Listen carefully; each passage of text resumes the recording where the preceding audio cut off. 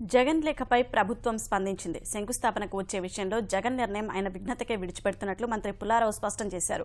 శంకుస్థాపనకు 100 కోట్లు ఖర్చు పెడుతున్నారన్న విమర్శలను ఆయన ఖండించారు. 400 కోట్లు 900 కోట్లు ఖర్చు పెడుతున్నారని చెప్పి ప్రభుత్వం మీద అపనింద తెచ్చేటువంటి కార్యక్రమం కాకుండా మేము వాళ్ళు చెప్పేటువంటి దాంట్లో 3% 4% మించి ఖర్చు పెడుతున్నాం. ఎందుకంటే మేము సాదా సీదాగా చేస్తున్నాం. ఈవెన్ హెలికాప్టర్లు కూడా స్పాన్సర్ చేస్తున్నారు. జగన్మోహన్ రెడ్డి గారు కూడా ఒక లేఖ రాసినట్టు ఉంది.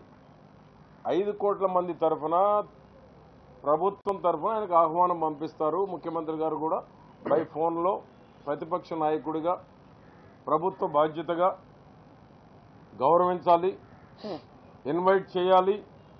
5 కోట్ల మంది తరఫున, ఎందుకంటే రాష్ట్ర ప్రభుత్వం అంటే 5 కోట్ల మందికి జవాబుదారీ ఈ ప్రభుత్వం తరఫున ఆహ్వానిస్తున్నారు. వారు ముందుగానే నేను రానంటున్నారు.